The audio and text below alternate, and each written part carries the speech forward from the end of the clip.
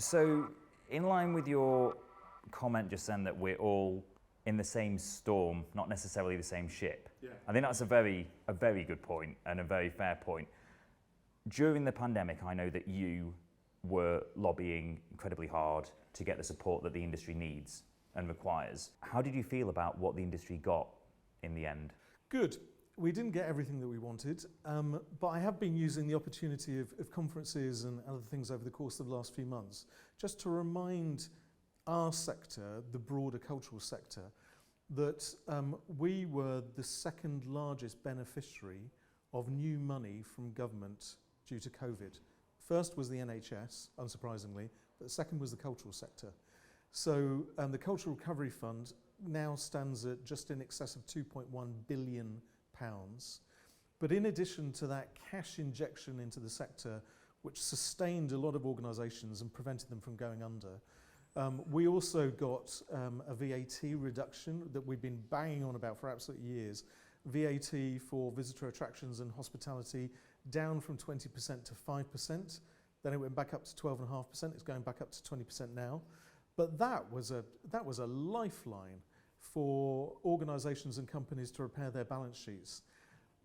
We also got a whole raft of different sector-specific support as well. So a £100 million zoo fund out of DEFRA within the English government. So there were lots of things that we got. We're not complacent about that, but we can look back with pride. I think all of us who were involved in that lobbying and at the highest levels, I mean, I'm talking, conversations with the Prime Minister, with Rishi Sunak, the Chancellor of the Exchequer, with Cabinet Office, with DCMS, with Scottish Government, Welsh Government, Northern Irish Government. And I think we can be proud of a couple of things. One is we had access to those people pre-pandemic, and that makes a difference. But the second was that our sector in particular is really good at gathering data. It's a deeply unsexy thing to talk about, but actually when you go into Treasury and talk about the economic impact of this visitor attraction, for example, in the Edinburgh economy, or you talk about the economic impact of Chester Zoo or Blackpool Pleasure Beach, suddenly you've got really hard data and you can have really tough, robust conversations with politicians and civil servants. And it was because our data is so good and so robust and so well evidenced that we were able to have quite deep and useful conversations with ministers and civil servants in a way that some other sectors couldn't. I think the other thing is that, and I've always said this, is that tourism and culture is where you grow jobs, and we're really good at it.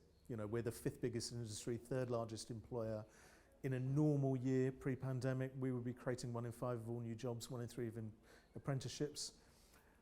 So tourism and culture is where you grow jobs, but it's also where you grow people. It's where you grow people in terms of cultural literacy, or their sense of community, or their knowledge of where they come from in the world, or their history, or their heritage, or their appreciation of nature. And I think that importance of culture and visitor attractions and tourism as places to heal, as well as enjoy, as well as them being economically significant, really came through in the course of the last 2 years, and that helped too.